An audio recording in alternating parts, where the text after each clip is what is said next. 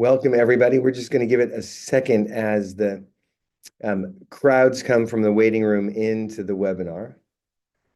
But if you're here for the Stakeholder Association meeting of the TB Alliance, you're in the right place.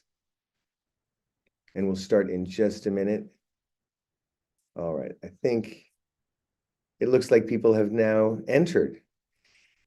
Good evening, good afternoon, good morning to all. My name is Mitchell Warren. I am the Executive Director of AVAC, and more importantly today, the President of the TB Alliance's Stakeholder Association. And I am thrilled to welcome you all and delighted that so many of you are able to make this time, particularly at this moment in our collective history in global health and global development. I think we all recognize that February 2025 is somewhat unprecedented. So we're delighted that you made the time and effort to join us here, because in the midst of everything, and when I say everything, I know people are calling in from all over the world, but we all know the classic analogy or the classic story that when America sneezes, the world catches pneumonia or perhaps even tuberculosis. And I think we're seeing this in the last 4 weeks in a way that none of us could have expected. I think in every part of our world and our work, the insidious nature of what happens in one country's political dysfunction really does have impact everywhere. We know that, and we know that there are a vast number of issues that need to be addressed in each of our communities and countries, whether TB specific or more broadly in global health or global development or general governance and societies. But it's really important, we felt, to keep this call because 2025 is a particularly important year for the TB Alliance. And frankly, it's a very momentous moment in the TB field writ large. As it happens, 2025 is the 25th anniversary for the TB Alliance.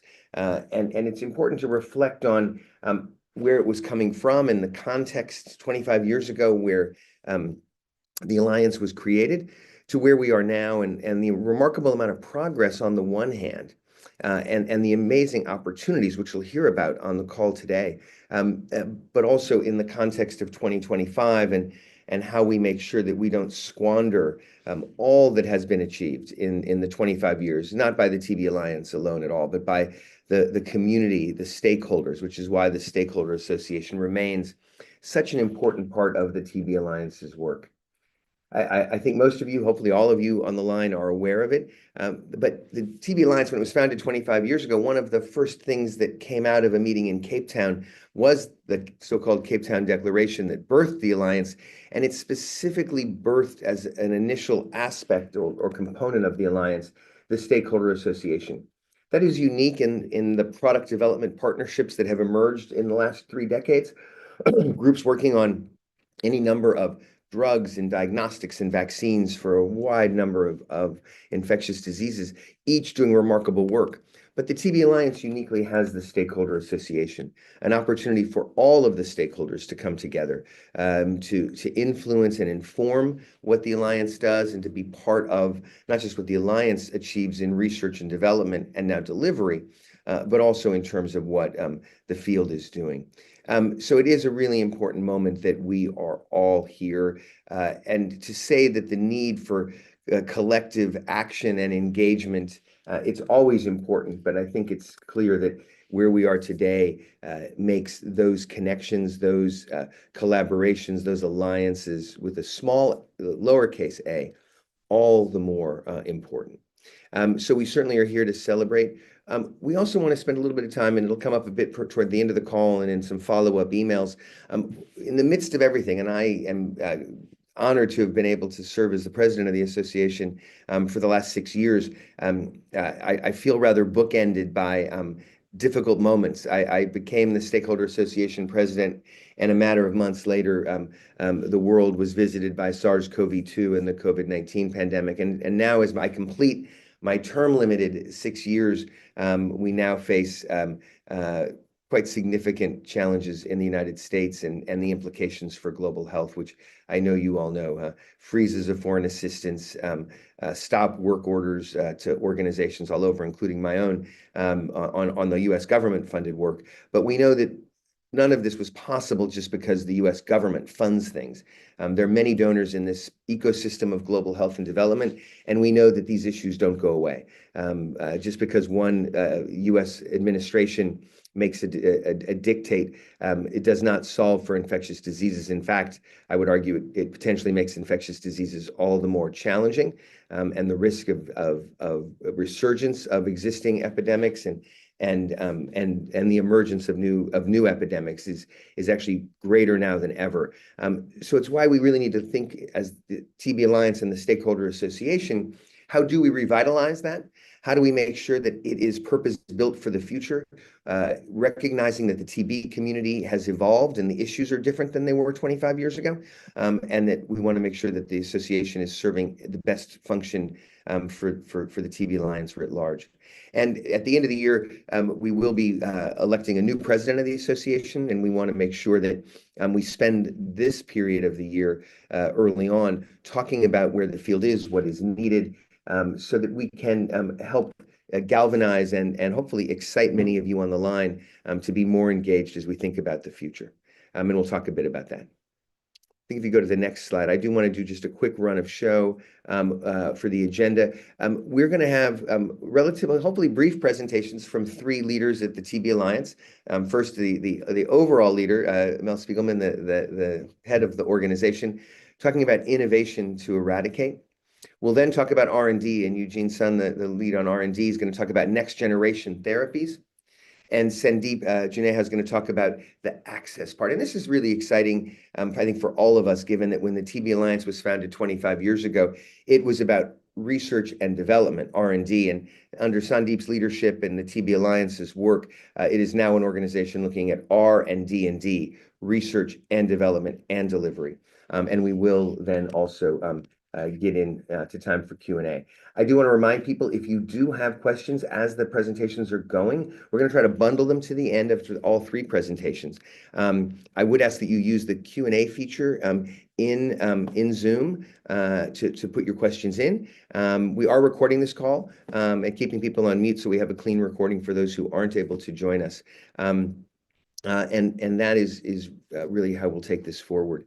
And I just want to say before I turn it over to Mel to talk about the TB Alliance, we recognize that a month into what has been a very chaotic and confusing period for all of us, the last thing we can do is only crisis manage.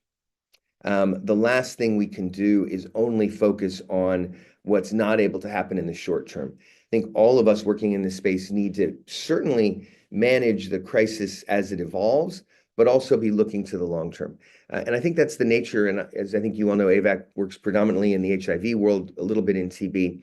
But I think for HIV and TB and for global health generally, we have to be able to do these things in parallel. We have to be able to understand and manage and address and respond to crisis and misinformation and disinformation whenever it crops up.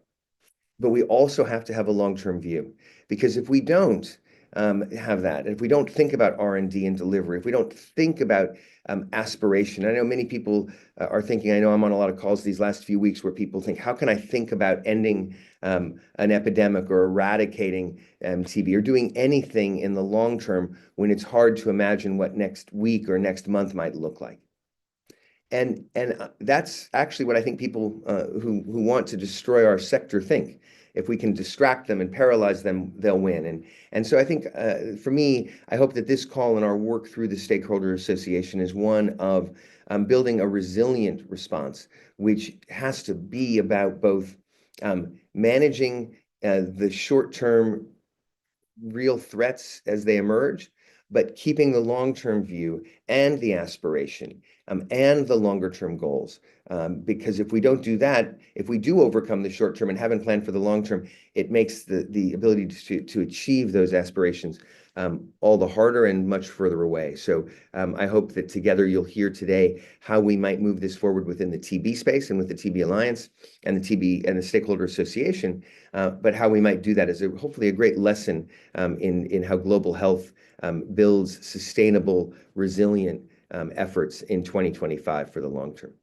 So with that, it's my great pleasure to turn it over to Mel, who's guided the TB Alliance for so many years, and has guided it from ideas to actual impact. And delighted to turn it over to you, Mel, to give us an update on the building blocks to end TB.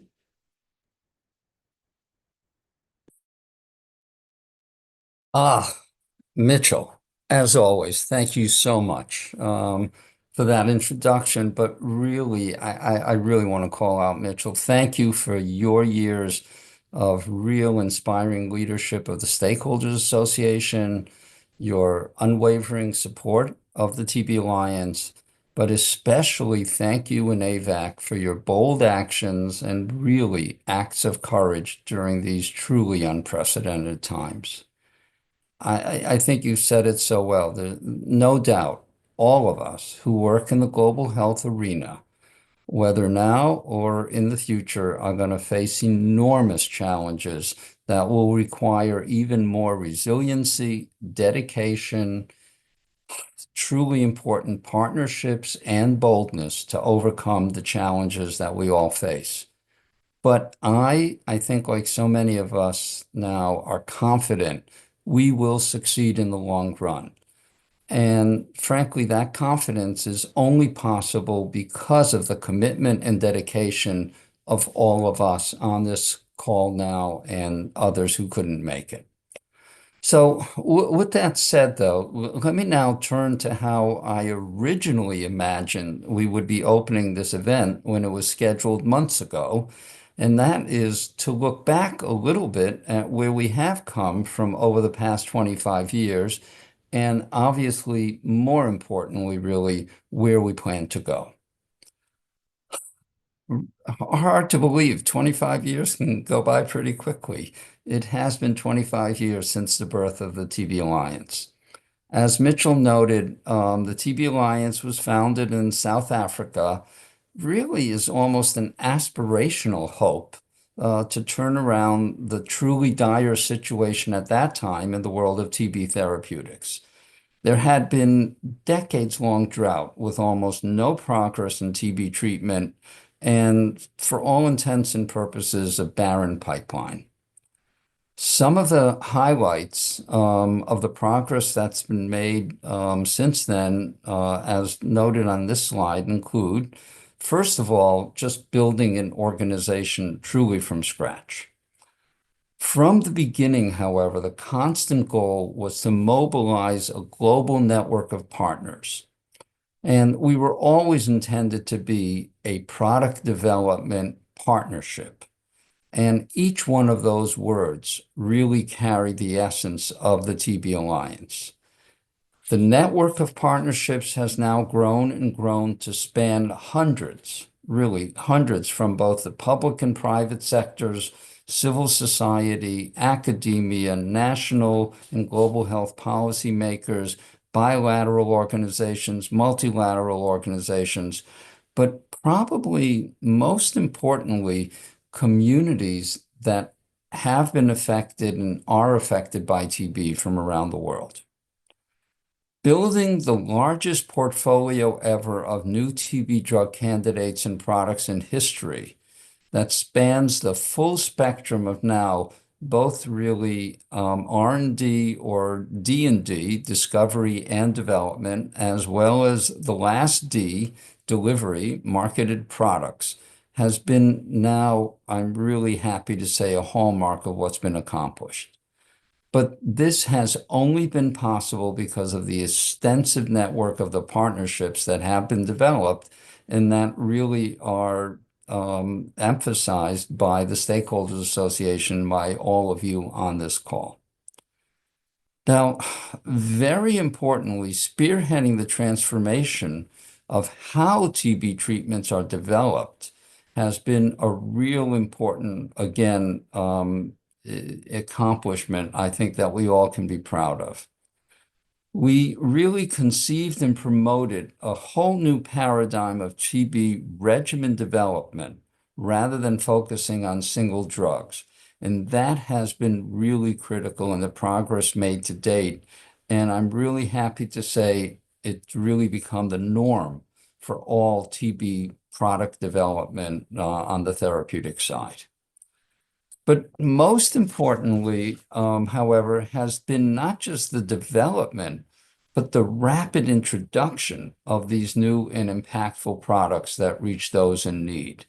Obviously, that we all know you can do all the R&D in the world. If the products don't get into the hands of the people who need them, might as well not have ever started on the journey. The initial products were really markedly new, impactful products that reached those in need. And they were the markedly improved treatments for children with drug-sensitive TB. When we started on that journey, there were no appropriately dosed or formulated products for children with drug-sensitive TB. Well over 1 million of child-appropriate, easy-to-administer DS treatments that we developed with other partners have now been used across more than 120 countries around the world. Really a remarkable achievement, thanks to so many of you on this call. Second of all, I just want to highlight the work that's been done more recently in dramatically altering the treatment for drug-resistant TB.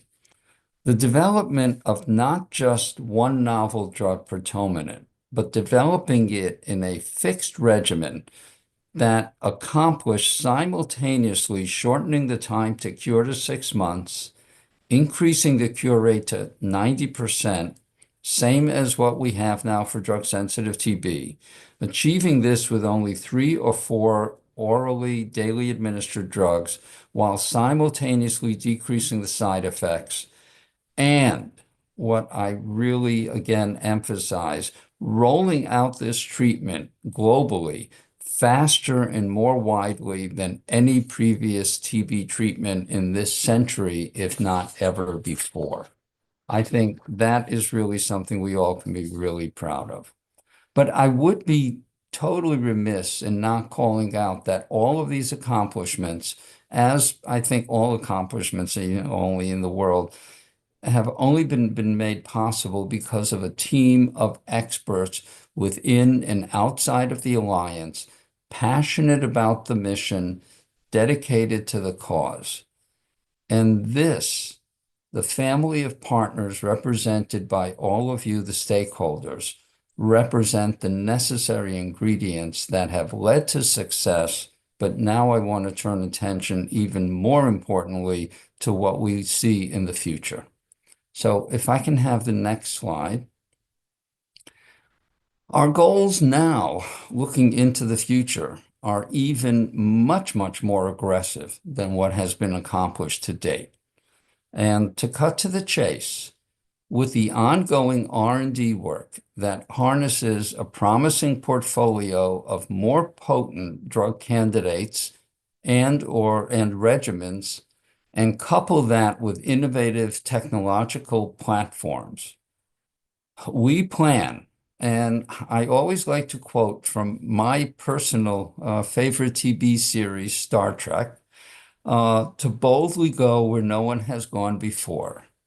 Our goal over the next number of years is, together with all of you, to deliver a 1-month treatment regimen for all forms of active TB and a 1-day treatment for latent TB. Eugene, our head of R&D, whom I think all of you know, will describe the details of how we plan to get there. Last but not least, next slide. Let me leave everyone with one final thought on my end. Together with our sister innovators in the world of TB vaccines, diagnostic, and delivery, and the tremendous progress that's been made in all of those modalities, now is the time to chart the course, and I mean a very realistic course, for TB eradication. That and nothing less than that must be our collective goal. And I think going back to what Mitchell told us, now is not at all the time to take our foot off the pedal of achieving that goal in spite of all the obvious challenges that we all face. So with that, let me now turn it over to Eugene to tell you in one element of the R&D part how we're going to get there. Thank you so much. Okay, thank you, Mel, for that, and Mitchell. So you've heard Mel articulate an ambitious vision that may seem daunting and out of reach, especially in this current climate. But like a far-off destination that you've never been to, once the path to reach it is described, it suddenly becomes much closer and more accessible. So hopefully I'll be able to do that in the next few slides. A key element of this journey is the development of what we call a universal treatment regimen for both active TB and latent TB. In other words, a treatment for TB that does not require determination of drug susceptibility through diagnostic testing. Why? Because that requires additional technology, which may be time-consuming, expensive, or simply unavailable, and therefore is a barrier to treatment of patients with either active or latent TB. So a universal treatment regimen, therefore, consists of drugs to which TB has not developed resistance. In other words, new drugs that are unaffected by resistance to older drugs. Next slide, please.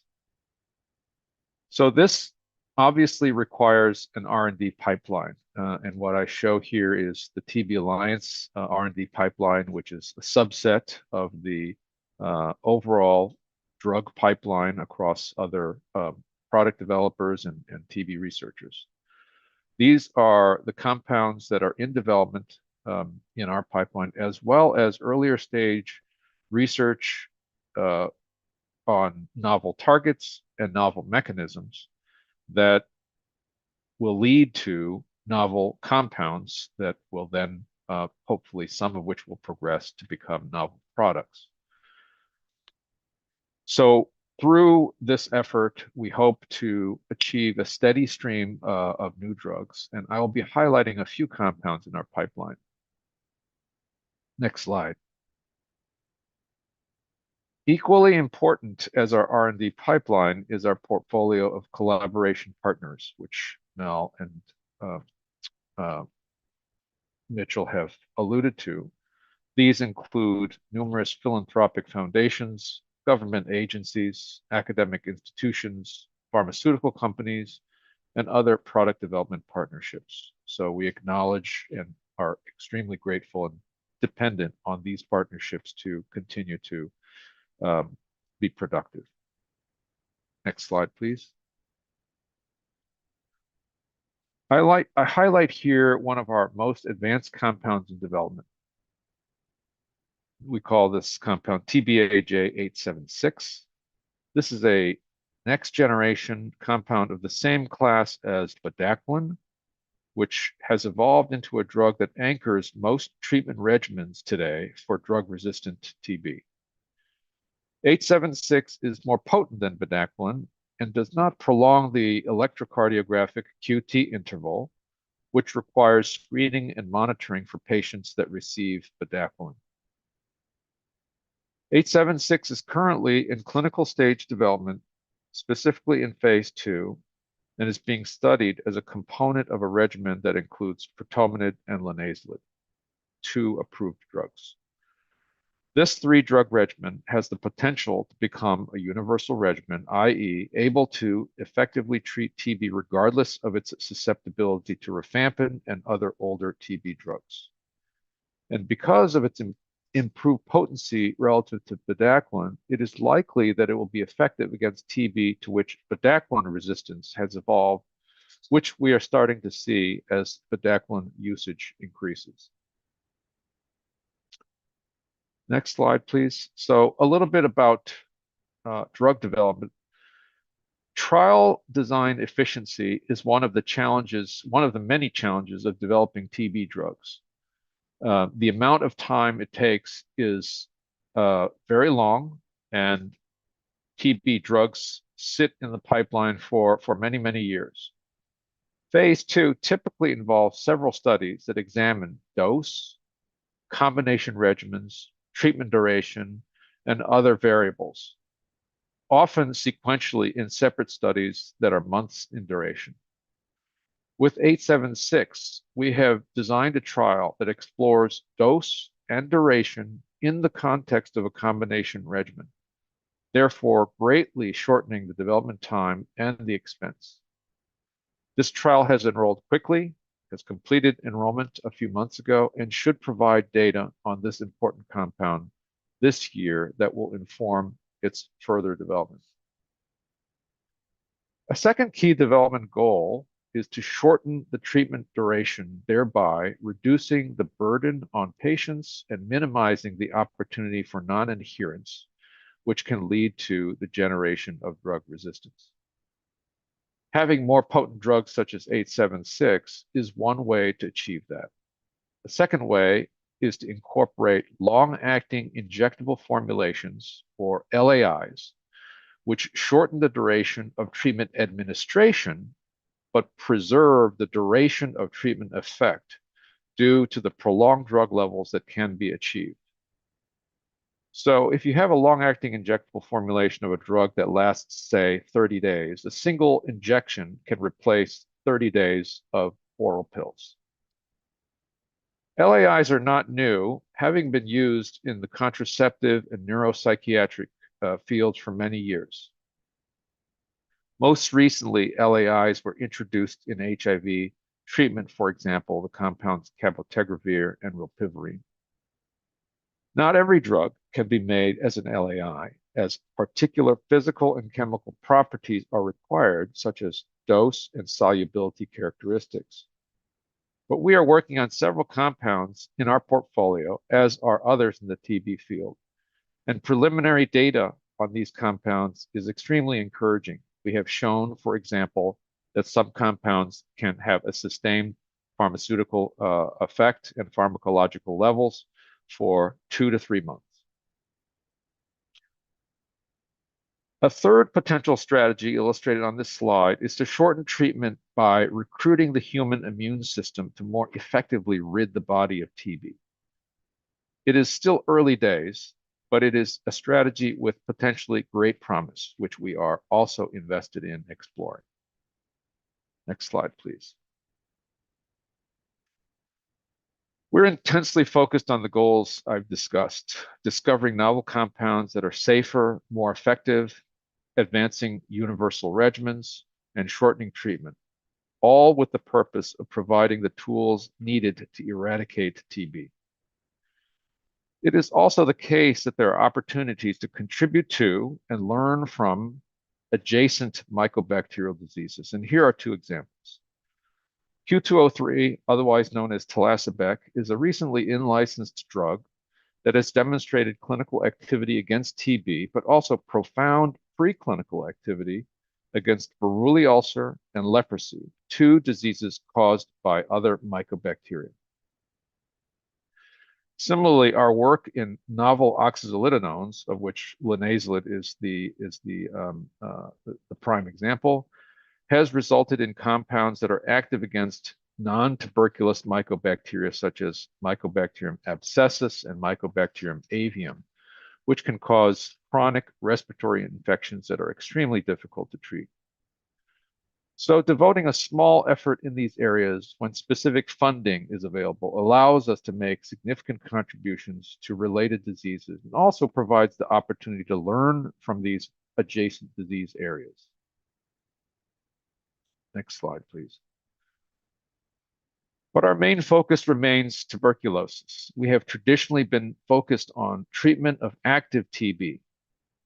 With the expanding repertoire of novel drugs and with the very real possibility of long-acting injectable formulations of some of these novel drugs, we feel it is time to take on the hidden iceberg illustrated here that latent TB represents. As with the treatment of active TB, there has been steady progress in the treatment of latent TB as well, but it is still measured in months And we have to remember that these are completely asymptomatic people, so that the safety and tolerability and burden of treating latent TB should be as close to invisible, like the iceberg, as possible. Next slide, please. In the semiconductor business, Moore's law states that the number of transistors on a chip doubles approximately every 2 years. I think in TB, we're witnessing the inverse of Moore's law in terms of treatment duration. A few years ago, drug-resistant TB required 18 to 24 months of treatment with 6 to 8 drugs, and it is now 6 months of treatment with only 3 drugs, all of them oral. In drug-sensitive TB, we have seen the successful trial of known as Study 31, conducted by TBTC together with the ACTG, showing that a 4-month regimen was non-inferior to the 6-month standard of care consisting of HRZE. With the novel drugs now available, and with the promise of LAI technology, getting to a 1 to 2 month oral regimen followed by a long-acting injectable regimen lasting 2 to 3 months certainly seems within reach, as does a 1 to 2 drug single LAI injection lasting 2 to 3 months for the treatment of latent TB. Next slide. And so we can frame our near-term goals this way, centered around the number 1. 1 day for latent TB and 1 month for active TB. But of course, the real goal is to get to 0. And going from 1 to 0 would take a concerted global effort. But the tools should be there in the near term of our efforts. Thank you very much.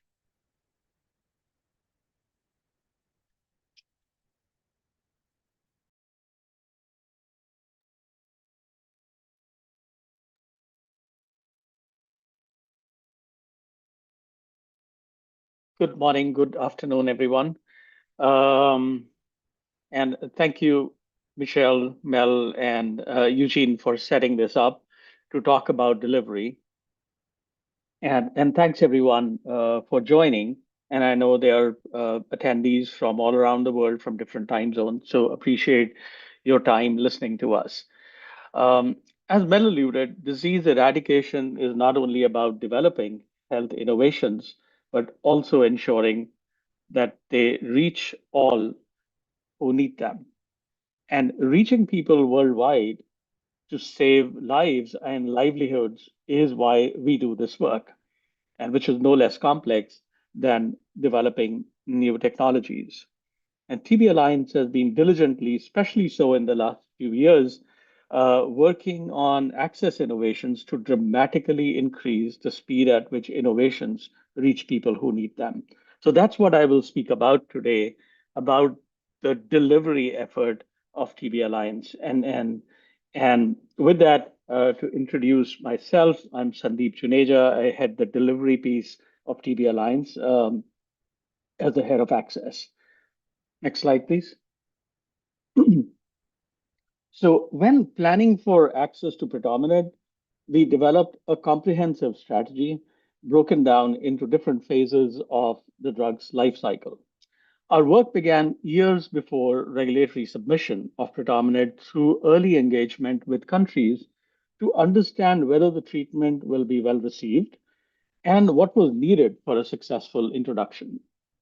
After stringent regulatory approval and initial WHO recommendation, we focused on generating field evidence to support translation from lab to the real world. And post WHO's final recommendation for wider programmatic use of Predominate, we've been working on market shaping and global scale up.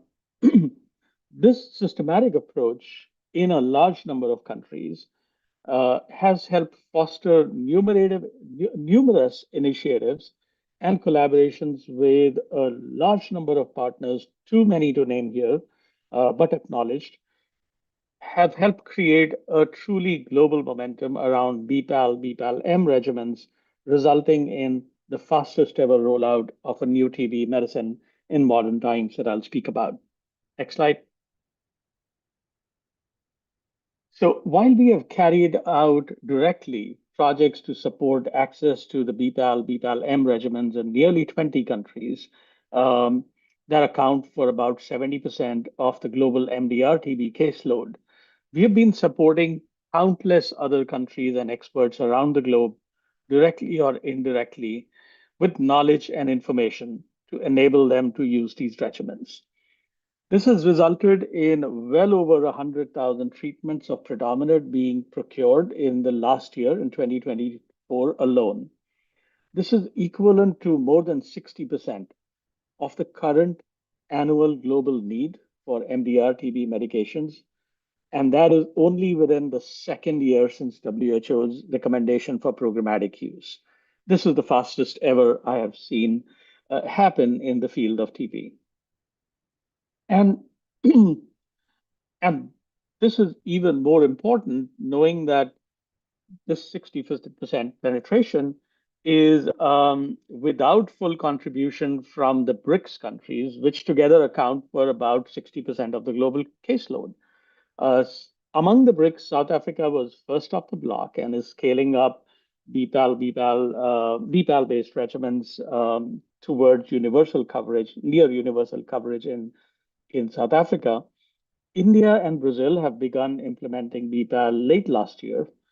So full impact of those countries is yet to come. And China and Russia have approved recently, and there is huge DRTB population in those countries. So access numbers that I speak about will rise even further in the future. So without those large countries, we're looking at about 60% of the need being shipped within 1 year, which I think is remarkable within the second year of WHO guidelines. But we are not focusing only on the largest countries at TB Alliance. We'd like to ensure every single country in the world, irrespective of disease burden, is rapidly equipped to implement BPAL and BPAL-M. With that in mind, we have, in collaboration with the Tropical Disease Foundation in Manila and the Department of Health of the Philippines, launched a knowledge hub called PeerLink in 2024. PeerLink provides training and capacity building in the field of TB, starting with MDR TB and starting with BPAL, BPAL-M. Within the first year of its existence, it still has to have its first year anniversary. PeerLink has supported 8 countries and is proven itself to be a fast and cost-effective alternative to traditional technical assistance that's often West-based, expensive, and takes a long time to organize. Greater volumes and wider access to predominant have also helped create a healthy market for the drug. While improved scale has helped us negotiate a price reduction for predominant backed by a volume guarantee, the product is already cheaper by 40% since launch. We have been able to, not only that, we've been able to attract further generic manufacturers to the market for predominant. So you'll soon start seeing robust generic competition for predominant, and the benefits of that through improved pricing in low and middle income countries and supply security will be visible. Next slide, please. As I said earlier, this has resulted in the fastest ever rollout of a TB medicine in modern times. Traditionally, it has taken 7 to 9 years for a new medical technology to achieve global access. For predominant, we did that in 3 years, along with our partners. And we slashed the time by 2/3 by carrying out or catalyzing several activities in parallel and sometimes at risk. Next slide, please. So while 3 years are unprecedented and something I confess we've always feel very good about, is this good enough? In context of new treatments that Mel and Eugene spoke about earlier, we should and we will need to speed up this time to delivery even further. That's because the new potential 1 month treatment could benefit all of the 10 million people affected by DSTV, as against a few 100,000 people that would benefit from a DRTB treatment. And there are nearly 2 billion people with latent TB, many of which may benefit from the 1 day treatment that Eugene spoke about. And if we are able to do this faster, we will not only be able to maximize the impact of novel treatments, we will be also giving the world a chance to truly end TB. Of course, it will also need other novel interventions in diagnostics and vaccines that Mel spoke about. Next slide. So how will we do it? Speedy introduction of BPAL and BPAL-M has given us several lessons to leverage for the future. While I can take a day just talking about that, but if there's just one thing I would focus on today, it would be that ensuring faster access to innovations of public health interest like TB and TB medications is a common opportunity, not only for drug developers like TB Alliance and other invested stakeholders, but also for user countries. I've seen that countries that spotted that opportunity early were able to change their policies to adopt BPAL and BPAL-M more quickly and find ways to collaborate with us and with others, including our partners, compared to countries that didn't. So this gives us an incredible insight into taking country engagement to the next level and hopefully supporting them to be more proactive in their own policy decisions in the future around 1 day and 1 month treatments. In several countries, we are seeing the interest to engage the private sector, and that's a good thing. That is a group that we will need to contribute, we'll need to leverage and have contribute substantially if we want to achieve widespread access to pan-TB regimens. Finally, we will need to be more proactive about regulatory and procurement processes to ensure that they are fit for purpose to carry these large volumes of new treatments. And the volumes will not be simply 1 or 2 times or 5 times of what we have seen for BPAL and BPAL-M, but they'll be 50 or 70 or even 100 times larger than past launches. And that will have to be done very, very rapidly if we want full impact of these new treatments. Next slide. So for the rollout of potential 1 month and 1 day treatments, we are not looking at following the playbook, the highly successful playbook for BPAL, BPAL-M that we just invented and that achieved global access in 3 years. We'd like to throw that playbook out. Next slide. We think we can cut the 3-year time frame to just 1 year for the new regimens. If the regimens are truly transformative, as Eugene describes, the evidence is robust, and most importantly, key countries and stakeholders join us in that mission and agree to coordinate proactively. This is something that we will focus on. Click, please. However, while we designed that playbook to try and achieve this in 1 year, what we'd like to attempt is to achieve near simultaneous access in countries with stringent regulatory authorities and high burden countries, say within a month. Or why not the same day, at least in some countries. It is normal in the for-profit world to do this. So I ask the question, why not in the nonprofit public health world? Maybe it will not happen in our next iteration. If it doesn't, I think we'll be thrilled with 1 year, but we will not be satisfied with 1 year. It'll keep us motivated for the time after for the next iteration, even if we achieve the 1 year goal.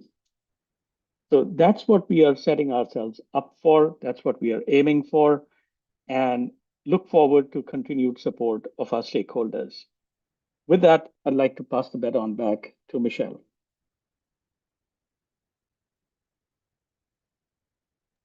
Great.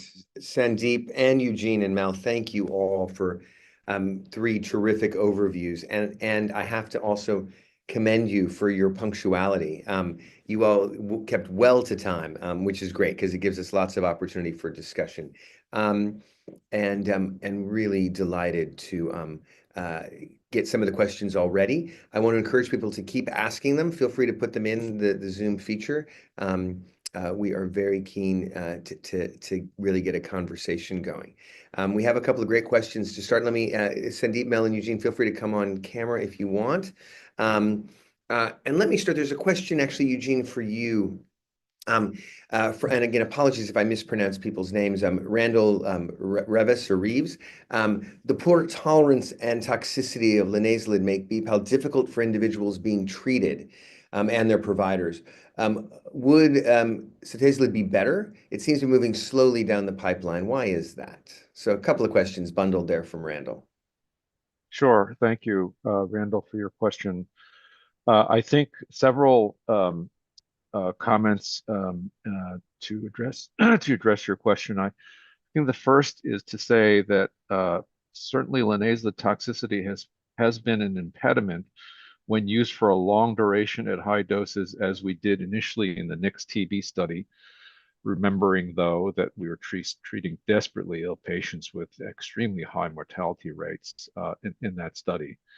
But we have learned subsequently that lower doses, for example, 600 milligrams a day, as we studied in Xenix, really reduced the toxicity of linezolid. And others are exploring shorter durations coupled with lower doses. So, for example, the Indian ICMR study recently was conducted showing that shorter and lower dose linezolid regimens in the context of BPAL were equally effective and better tolerated. The other thing, so about sutezolid, sutezolid is still working its way through the pipeline. I acknowledge the comment about the pace of its progression. It's had a somewhat complicated history of different ownership and so on, but it's still alive. It is being looked at in at least a couple of trials. One is being done at the Orem Institute, and we'll be looking forward to see a large body of safety data from that, which will be insightful. And also an ACTG trial has just gotten underway comparing several oxazolidinones that we were helped to design that study, with a key purpose being to compare the relative tolerabilities and toxicities of several oxazolidinones. That would include linezolid, sutezolid, another oxa in our portfolio, TBI-223. And then finally, we are aware of other developmental oxazolidinones, such as the one being developed by the Gates Medical Research Institute. Still early days, but we would like to use the best oxazolidinone. And if there one emerges from the pack that is safer and equally effective, we'll go with that one. But thank you for your question, and hopefully I helped answer that. Yeah. Well, let me also add, Eugene and Randall, we're eagerly awaiting the results of our NCO9 trial that Eugene mentioned, where we have a randomized head-to-head comparison between the BPAL regimen and HRZE regimen. Both, and obviously are looking forward to seeing the safety and efficacy comparison of those two regimens in the context of drug-sensitive TB patients. And I think that will be extremely informative, not necessarily the ability to tease out linezolid by itself, but as I spoke about earlier, what we really look at now is the cumulative efficacy and toxicity of a regimen, and seeing data on BPAL with linezolid at 600 milligrams and the standard HRZE regimen.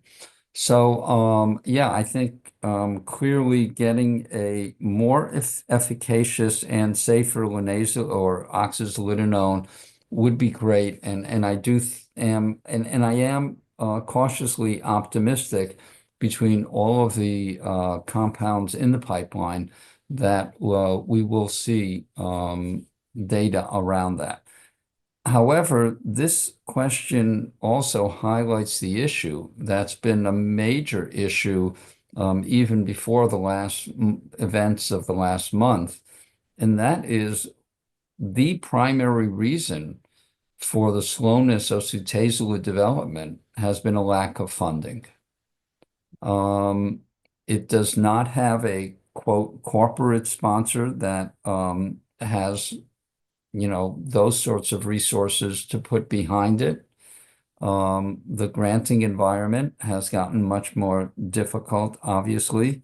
So there have been relatively few studies and no real comparative studies with Sutazolid. And that is a result of the funding environment, which is a whole other issue that even precedes the present challenges. So yes, but still, I think we will have at the end of the day, as Eugene mentioned, an oxazolidinone, whether it may even still be linazolid, Sutazolid, or one of the newer ones, that really can fit into a universal regimen. Great. Thanks, Eugene and Mel. And Mel, you ended your answer there, which is a perfect segue into my friend and colleague Wim van der Veld asking what I think is a question on all our minds in some form, which relates to the implications of the U.S. government support, who have been a major funder in this field, we all know, including to the TB Alliance. Wim was asking a specific question about any clinical trials, whether the alliances or others in the field that you know of that might be impacted by the USAID freeze, because it's certainly been the case in HIV trials. Some trials either paused or not starting as planned. But maybe between where you ended and Vim's great question, maybe broader, if you want to reflect a bit on the funding landscape, the implications, and I think Vim's important question at the end. What are the mitigation strategies in place for the Alliance and for the field in the current environment?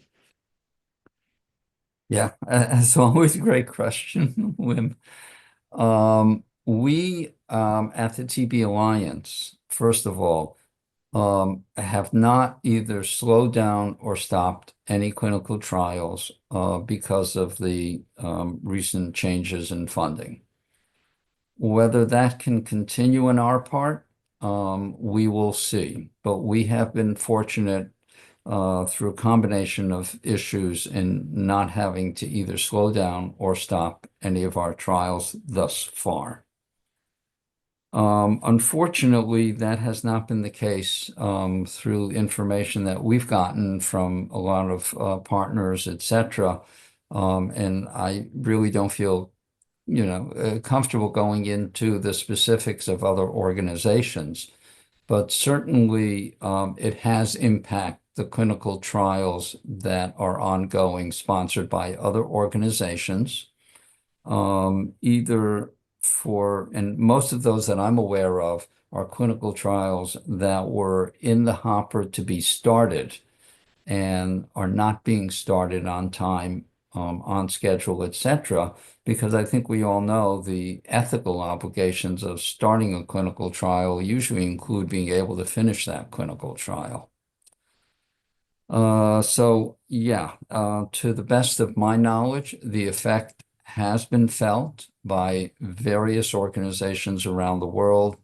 Most of the ones that I'm aware of are more so in not starting rather than in stopping prematurely, but I would not be surprised at all if some have had to be stopped. In terms of mitigating strategy, I think that's what we're all now struggling with and fighting for, both on a legal basis and also working with a whole variety of potential donors and other sources of funding that could be brought in to shore up the situation. But this is, again, one of the real challenges that we all collectively face is how do we keep what was obviously a suboptimal situation to begin with? How do we at least keep that on schedule and on track, given these challenges? Mitchell, I don't know, or Eugene, Sandeep, whether any of you have others added thoughts on that.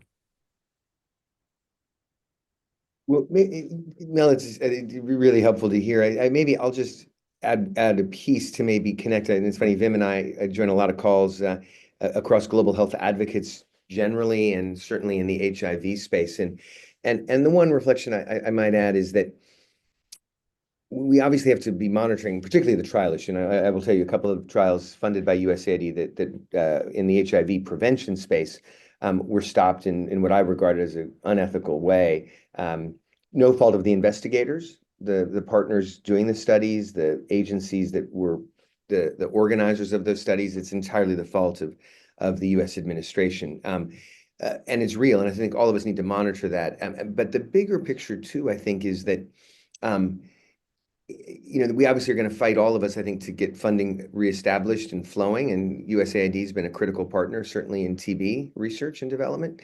But I think we also have to be looking at the future ecosystem and the future architecture and funding for the field that is likely never going to be quite the same. I personally, and this is Mitchell, not a stakeholder association or AVAC, I don't think we're ever going to go back to a USAID of January 19th, 2025. And I think, and maybe Mel, for you to maybe give a perspective of the Alliance, how might the field develop a vision of what doesn't mean we don't really want to continue to push for U.S. government support, but it may come in very different ways in the future. And it seems that we need to be not only trying to recover what was, but more importantly, building something new. And I wonder if you have thoughts from the Alliance's perspective of what that might look like. And again, and we know it's early days. Yeah. We've got 47 more months to go, but yeah, maybe just let you see what if you have any thoughts on that. Yeah, we've obviously put a lot of thought into it, and we could spend certainly the whole rest of the half hour that we have left on this. A whole variety of potential ways that we can, I think, try to attack this. And I totally agree with you that, I think I look at this similar in some ways to COVID. To the extent that I don't know if the world will ever go back to the way that we all behaved and acted from even such a mundane thing as whether we go into an office every day or have a stakeholders association via Zoom meeting, which was at least unheard of before COVID struck. And I think the same carries over to the changes that we're seeing in the last month or so. We're not going back to the way it was, I worry. Or if we do, it's going to take a hell of a long time. Yeah. What are the other options? One of the themes I think that has gained a lot of discussion within the global health space is a term that I think many of us don't like the term because it's not probably doesn't accurately depict what's going on. But I'll use it, localization, where kind of moving the center of gravity for a lot of the work that we all do from the quote global north to the global south, or really from high income countries is another way that I would look at it, to the low and middle income countries, and specifically the countries that are most affected by the diseases that we're all working on. And that has obviously included thinking around manufacturing, which clearly came up front, head and shoulders in the COVID pandemic in terms of especially vaccine manufacturing, but even other drug manufacturing, et cetera. But also extending into research and development. And I do think as we look also at the shift in economic power that's really been evolving over the last number of years. And specifically, countries like China, the middle income countries more so than certainly, I believe, the low income countries, where we have seen a shift in the global economics.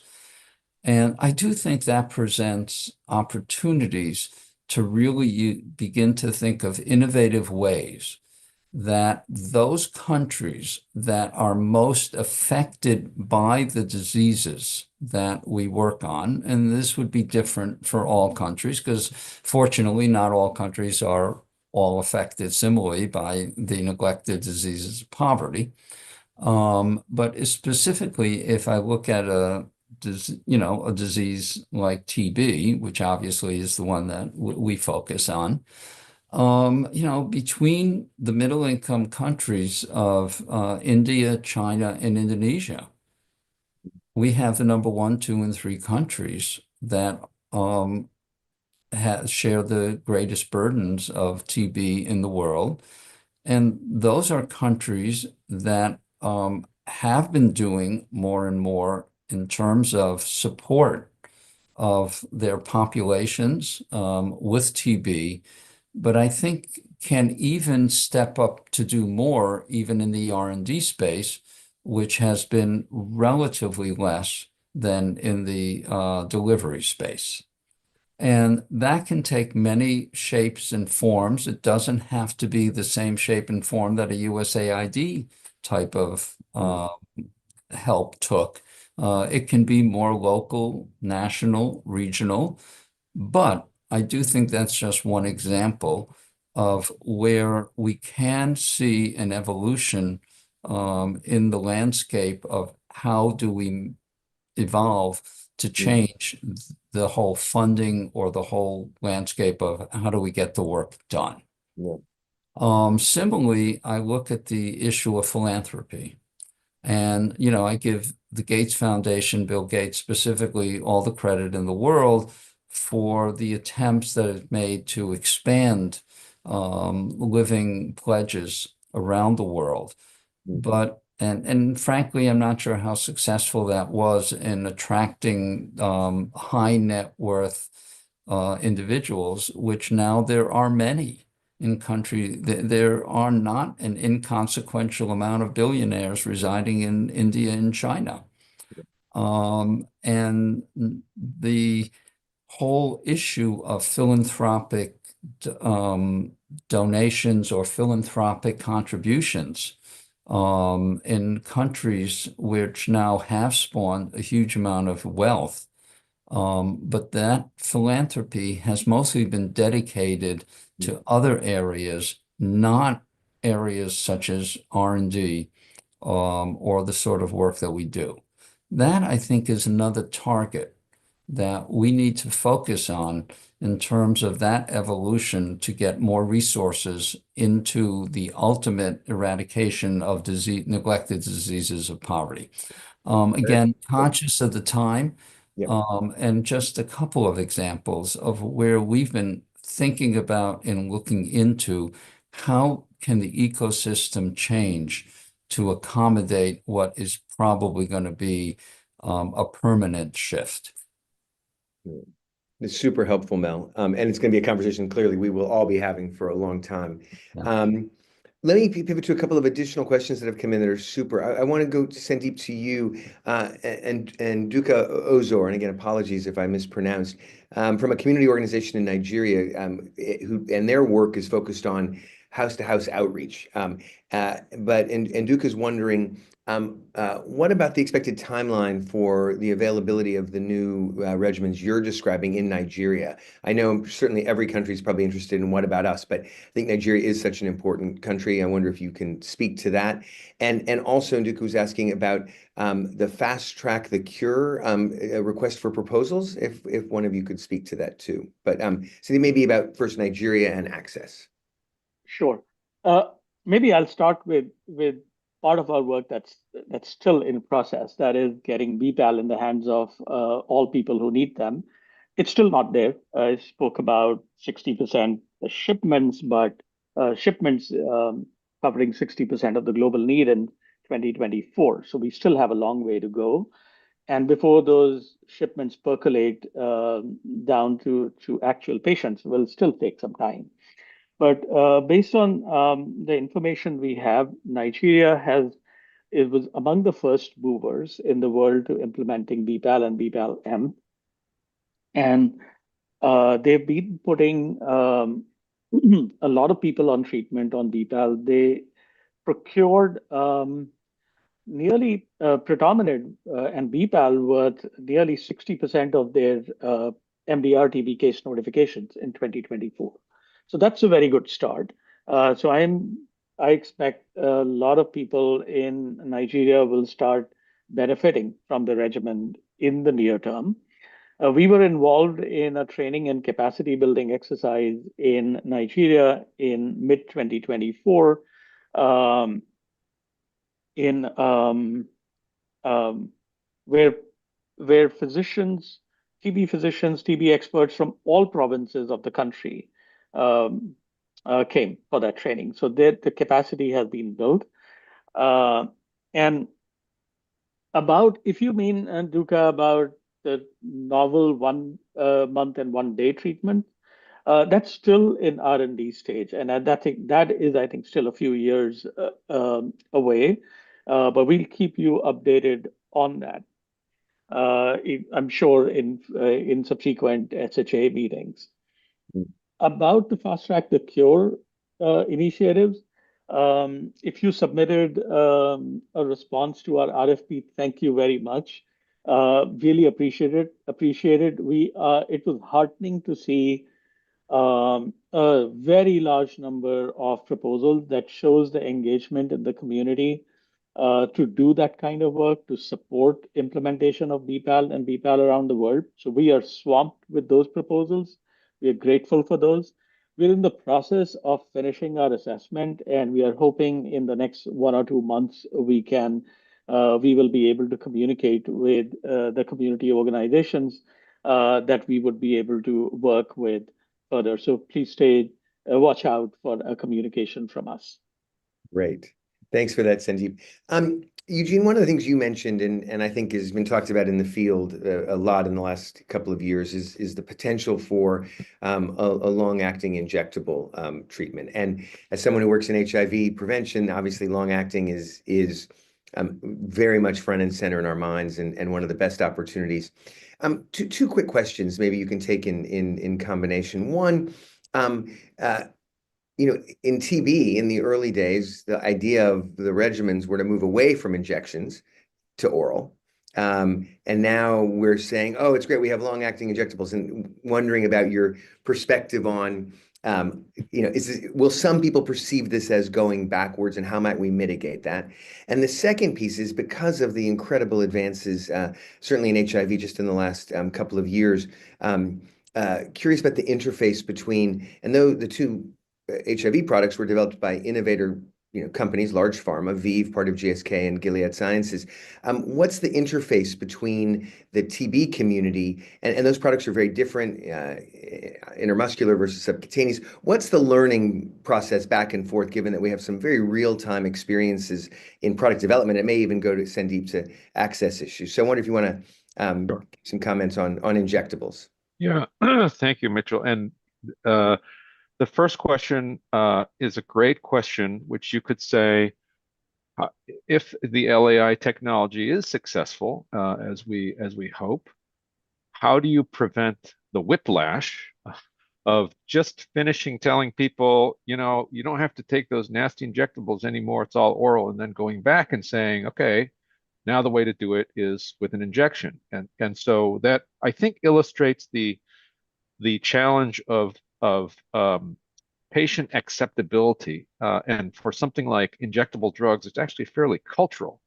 And we've started to, well, I think everybody that's ever been in product development appreciates that just because you have a target product profile on a piece of paper does not mean that patients recognize that as ideal, optimal, or even basic. And so I think a lot of market research, to use that term, is going to have to go into all aspects of this, including what body anatomic site would it be acceptable for you to receive an injection? How much pain are you willing to tolerate? How much of a trade-off? For example, I gave the example of an injection that could replace 30 days of oral medication. That may be different for people. And I think that we are in the early part of that journey. And I think we have time because the technology is still early days to get it right. And it may not be as simple as maybe I depicted on some of these slides where it's one and done. It may be a little bit more customized depending on the geography, the culture, and so on. So I think that is requires some humility as we develop these technologies. I forgot your second question. Well, actually, it's a perfect segue because you know we're grappling with those very same issues in HIV. Oh yeah. Now I The remember. injection Yes. site, Yep. duration, trade-offs. So yes, so there's a lot of learning to be had from HIV in particular. And here I think we are fortunate, and going back to the partnership and collaborator theme, we worked very closely with GSK and their experience through ViiV in the development of long-acting injectables. They're part of a consortium called PAN-TB that is underwritten by the Gates Foundation. And in fact, we just finished a couple-day meeting talking about long-acting injectables. And so I think everybody's experience and insights are going to be valuable and contribute to making the best possible product. Yeah. No, that's great. And I'll just offer up, and again, a year from now, I won't be the president of the Stakeholder Association, but I will still be hopefully involved with AVAC in the work around rolling out long-acting PrEP. And Sandeep, this may just be a more comment for me, but I think there's some opportunities to rethink access because it's going to be different from a health systems infrastructure than what we've done with oral tablets, whether for HIV or for TB treatment. And I think we're getting some real-time learnings. And also some deep and embedded civil society engagement in that process that Eugene might help both on the kind of pressure testing the target product profile, as well as thinking about access. So I think this is one of those great learning agendas for the HIV and TB community to really work together on. So exciting times. But Mitchell, go ahead, one of the things that I think we really need to, 2 points I think really need to emphasize. Number one, we have to look at access, in my opinion, similarly to how everybody always looks at research and development. Everybody assumes research and development is, innovation. We need tremendously new thinking to innovate, try new things. You do an experiment, you see if it works, and then you implement it if it does work, but you accept the concept also that a lot of innovation that you try won't work. That has never been, in my opinion, the hallmark of the access community, which is more really do what you're used to doing, do what you're comfortable doing, etc. We have to break that mold. Access needs as much innovation as research and development needs innovation. And that's not a mindset that I think the communities involved have adopted. And along with that mindset is, frankly, also the understanding that some innovation doesn't work. And you try it with all the safeguards, et cetera, and some of it will work, some of it will not, and you move on from that. And I do think that's a change in mentality that we as a community have to adopt in the access arena that really is not rampant enough in that arena.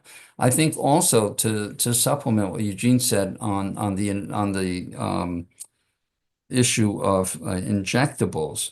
I think the TB community, was used to the whole concept of injectables with the aminoglycosides, which were, horse injections, so to speak, with multiple cc's of liquid, real painful, a lot of side effects. The injections that we're looking at are really modeled on the concept of a vaccine injection, which I think for all of us who have taken vaccines, maybe you'd rather not get an injection, but it's really not that bad. You know, 5 seconds, done, etc. That's really the goal of what we're looking for. Very, very different compared to the injections that we all have come to hate in the field of TB. Yeah, no, super helpful. I know I could just say from the long-acting prep and treatment efforts in HIV, the products we have are not the quick, tiny little vaccine or injectable contraceptives. These are large volumes in different parts of the body. So there's a lot. People get fixated by long-acting injectables. There's a lot to unpack there, and again, great opportunities going forward. I know we're drawing close to the top of the hour. I do want to get to a question that came from great friend and colleague who's been an active leader in the Stakeholder Association for years, Paul Sommerfeld, in the UK. And he's asking it with his kind of hat on as a member of the community advisory group of the Unite for TB effort. And their ambition is 3-month regimens. You all presented the 1 day, 1 month ambition, which I think is, and Paul acknowledges, is we all want that. That would be great. How does that play in and impact collaborations with other agencies as initiatives when someone says, oh, we're working toward a three-month regimen, and here you are working to the 1 month, 1 day regimen? How does the collaboration intersect and go forward? Yeah, sure. Let me take a crack at that. Thank you, Paul, for the question.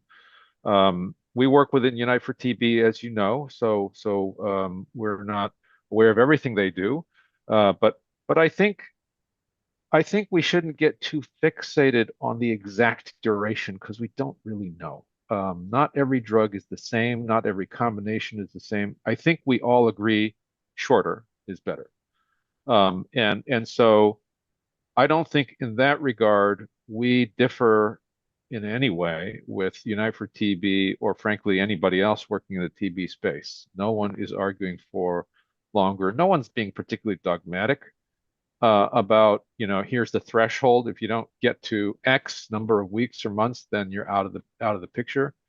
We have to understand this is science, that progress is incremental. And so I don't think there's any real space. Now, I will say, I don't think that Unite for TB, at least it was not chartered at a time when long-acting injectables were as visible as they are now. They don't have a particular focus on long-acting injectables technology per se. They're more focused on things like PK modeling, statistical trial design, and so on. But we have discussed with them the potential for some of our compounds to be in the long-acting space, and they're very excited. It's just that they're not focused on that. But so I don't think there's really much space, if any, in the vision of shorter, nor is there particular dogmatism around the exact duration. I couched it in terms of ranges. So 1 to 2 months, is better than 3 to 4, is better than 5 to 6, and where we land, shorter is better, and I think we can definitely achieve that. Super helpful. We're about to wind down, and I'm going to try to summarize briefly, and then maybe I'll let you, Mel, have the last word to close it out and provide it. I do want to pick up on a question that did come in from Peter Owiti, who is based in Kenya.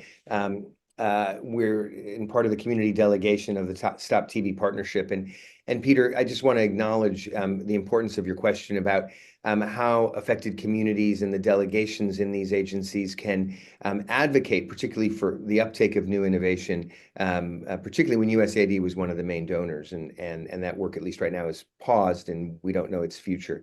And I do think, and I'll just say, is when in the kind of community civil society advocacy space in HIV, the delegations of the Stop TB Partnership, of UNITAID, of the engagement with Global Fund. And yes, we've all relied for a very long time and benefited from U.S. government investment. It's never been charity. I think of it as an investment. But we need to make sure that we continue to fight for the U.S. government to play a leadership role. But I think this is where the Stop TB Partnership, the Global Fund, UNITAID, are going, and many others, WHO, are going to be more important than ever. I think it's safe to say that many, and across all of our global health fields, USAID and US government have been the dominant voice in many of these respects. We need to make sure that we don't assume that everything stops. And I think, as you heard from Eugene and Mel and Sandeep, this work is ongoing, not only because other funders are stepping up and stepping in, but because there are partnerships and collaborations that are not about the acronyms of the donors, as important as those are, but about the work. And so, Peter, I just really want to encourage you. We have to keep advocating for the issues, irrespective of who might pay for that, and hold everybody to account, because we've come too far. And I think, as you've heard in the last hour and a bit, in 25 years, the TB Alliance and the broader TB field is in a radically different place than it was. And we can't let bad political decision-making in one country derail that. It's going to distract us, it's going to complicate us, but it can't derail us. And so, I think that I heard, and maybe I'm biased and predisposed to hearing it, but that's what I heard from all three of the presentations, that the times are challenging, but the innovation, the community leadership and engagement, Peter, that you're describing, that's where we get impact. And we often say, and I think it's true in HIV and in TB, when science, policy, and communities come together, that's when you get impact. And we have to make sure, in that kind of mathematical equation, I didn't include any one government. So I think we do have the need to keep this work moving. There's been huge progress in the pipeline across the entire field. The number of organizations and collaborations, many of which are represented on this call and in the Stakeholder Association, are really the dynamism of the field. And I think we need to make sure that, while it may change and the ecosystem will inevitably need to evolve after this month in the United States, we need to keep firm on those collaborations. It's really been the critical part to get us here, and it's going to be what takes us further. And I also just want to say, and we often talk about global health, and I know we didn't talk about it on this call, but I think we often think that TB is lumped in with these diseases of over there, not here in the United States. And I think you all know TB is very much in the United States, and we just saw a recent outbreak, which, if you were a policymaker in this country, you should know that your USAID investment's not only going to help in Kenya and South Africa, it's going to help in Kansas, because drugs don't know borders unless we establish very bad borders. So we can do better. And I just want to encourage us to think globally, not just funding from some places and recipients in others, but rather the full wraparound of global and how that works. And again, I think that Mel, Eugene, and Sandeep, you did a great job in helping us see that work and how that has to continue. As I said at the outset, and I know we didn't get to all the questions, and apologies for that.